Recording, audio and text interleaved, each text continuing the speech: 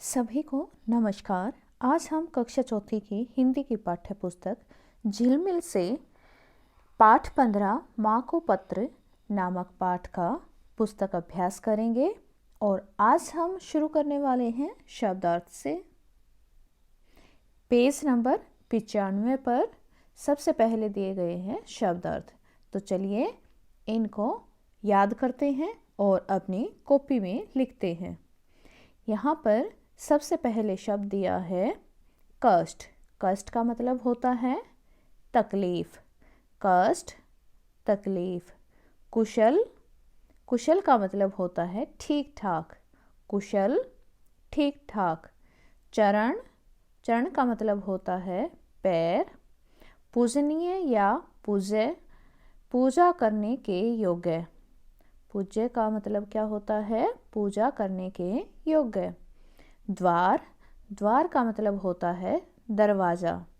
और प्रणाम, प्रणाम का मतलब होता है नमस्कार। फिर है सुधि, सुधि का मतलब होता है याद। सुधि, याद। और सुहाती का मतलब होता है अच्छी लगती। सुहाती का मतलब अच्छी लगती। शब्दार्थ के बाद हम जानेंगे अब निम्नलिखित प्रश्नों के उत्तर, जो कि हमारे पाठ से ही संबंधित हैं। तो चलिए, प्रश्न क, पत्र किसने किसको लिखा है? तो ये पत्र बेटे ने माँ को लिखा है। किसने लिखा है? बेटे ने। किसको? माँ को।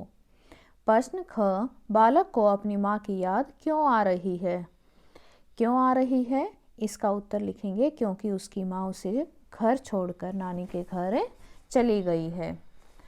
प्रश्न ग, बालक को खिलौनों से ज़्यादा माँ की फिक्र है। इस बात का पता किन पंक्तियों से चलता है? तो जैसा कि कविता में पंक्तियाँ आई थी, अच्छा माँ मैं कहता हूँ तू कुछ मत लाना, पर पहले गाड़ी से अब वापस आ जाना। इन पंक्तियों से हमें पता चलता है कि बालक को खिलौनों से ज़्यादा माँ की फिक्र है। और इसके बाद है आपकी बात। इसमें प्रश्न क पूछा गया है, जब आपकी माँ आपको छोड़कर कहीं चली जाती है तब आपको कैसा लगता है? तो आप बताइए यहाँ पर कैसा लगता है? मैंने उदाहरण के तौर पर यहाँ पर लिख कर दिखाया है, बिल्कुल अच्छा नहीं लगता। ख, मेहमान के आने पर आप उनका स्वागत कैसे करते हैं? तो कैसे करते हैं? हाथ जोड़कर नमस्ते बोलते हैं ना। तो यहाँ पर मैंने ये लिखा है, मेहमान के आने पर हम उनका स्वागत हाथ जोड़कर करते हैं। आप कैसे करते हैं? यहाँ लिखकर बता सकते हैं। और प्रश्न ग, नानी रोके अगर उसे यह पत्र दिखाना, क्या नानी ने माँ को वापस आते समय रोका होगा? माँ ने नानी को क्या कहा होगा? तो इसका उत्तर लिखेंगे कि हाँ, नानी ने माँ को वापस आते समय रोका होगा और माँ ने नानी को कहा होगा कि अब उसे जाना ही होगा क्योंकि उसका बेटा घर पर उसका इंतज़ार कर रहा है।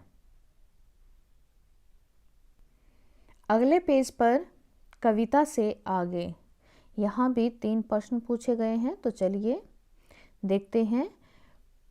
क भाग, माँ बेटे को अपने साथ क्यों नहीं ले गई होंगी? सोच कर बताएं। तो अधिकतर माताएं क्या करती हैं कि अपने बच्चों को अपने साथ लेकर जाती हैं, लेकिन हमने कविता में माँ को पत्र नामक कविता में पढ़ा कि उसकी माँ, उस बच्चे की माँ उसको लेकर नहीं गई है, वो अकेली ही ननिहाल गई है। तो ऐसा क्या कारण रहा होगा जिसके कारण माँ बेटे को अपने साथ ननिहाल नहीं लेकर गई? तो यहाँ पर क्या हो सकता है कि बेटा स्कूल जाता होगा और उसके पेपर शुरू हो चुके होंगे और पेपर के कारण माँ ने उसकी छुट्टी नहीं करवाई होगी।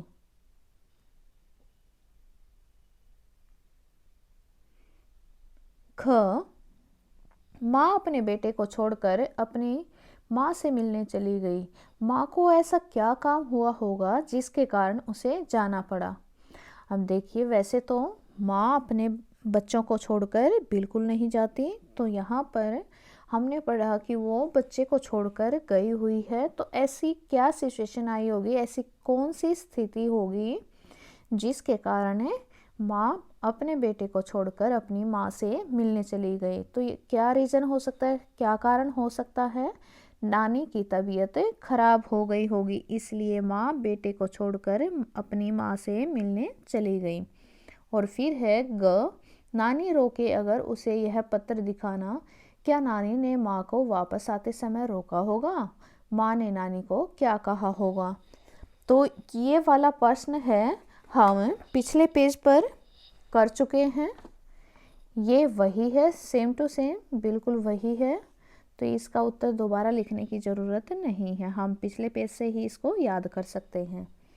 फिर है भाषा की बात। भाषा की बात क, पढ़ें, समझें और लिखें। पूजनीय माता जी के चरणों में बहुतेरा। यहाँ पर पूजनीय शब्द आया है जिसका अर्थ है जो पूजा करने के योग्य हो। तो यहाँ पर नीचे कुछ शब्द दिए गए हैं, उनको भी इसी प्रकार हमें लिखना है। विचारणीय, जो विचार करने योग्य हो। आदरणीय, आदर करने योग्य हो। पठनीय, पढ़ने योग्य। दर्शनीय, देखने योग्य।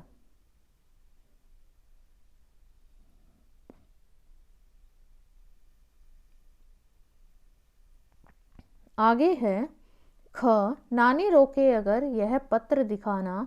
इस वाक्य में आए पत्र शब्द में त्र संयुक्त व्यंजन है जो त जमा र से बना है। नीचे कुछ शब्दों में संयुक्त व्यंजनों का पता लगाएं कि वे किन वर्णों से बने हैं। तो यहाँ पर देखिए, ज्ञानी, विद्या, श्रवण और क्षमा, ये 4 शब्द दे रखे हैं। तो चलिए इनमें संयुक्त व्यंजन ढूंढते हैं और उनका पता लगाते हैं कि वो किन वर्णों से मिलकर बने हैं। ज्ञानी में है ग और ये बना है ज और य। यहाँ पर हम क्या करेंगे, आप ध्यान से देखोगे तो यहाँ पर पहले वर्ण पर हलंत लगाया है, जिसका मतलब है कि वो वर्ण आधा है, और दूसरे वर्ण पर हलंत नहीं लगाया, इसका मतलब वो वर्ण पूरा है, उसमें अ विद्यमान है। ज प्लस ज हलंत जमा य, तो ये बन गया ज्ञ। विद्या में है द लिखेंगे द हलंत जमा य। श्रवण में है श्र में श हलंत जमा र, और अगर र के नीचे भी हलंत लगाया है तो हमें लिखना पड़ेगा इसके बाद जमा अ से अनार। और क्षमा में है क्ष, ये बना है क हलंत जमा श।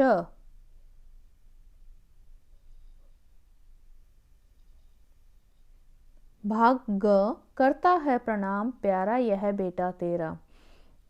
इस वाक्य में तेरा शब्द माँ के स्थान पर आया है, जो कि सर्वनाम है।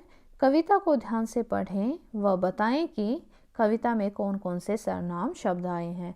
तो सर्वनाम शब्द कौन से होते हैं, जो संज्ञा के स्थान पर आते हैं। तो ऐसे कौन कौन से शब्द हैं जो कविता में आए हैं, वो हैं यह, हम, तुम, मेरी, मुझको, उसमें, मुझे, कोई, तू। ये कविता में आए हुए सर्वनाम शब्द हैं। तो आज हमने पेज नंबर 95 और 96 पर दिया गया पुस्तक अभ्यास किया है। उम्मीद करती हूँ आपको अच्छे से समझ में आ गया होगा। ये अभ्यास अपनी पुस्तक और कॉपी में अच्छे से लिखिए और अपने अध्यापक के साथ कक्षा के व्हाट्सएप ग्रुप में साझा कीजिए। आज के लिए इतना ही, धन्यवाद।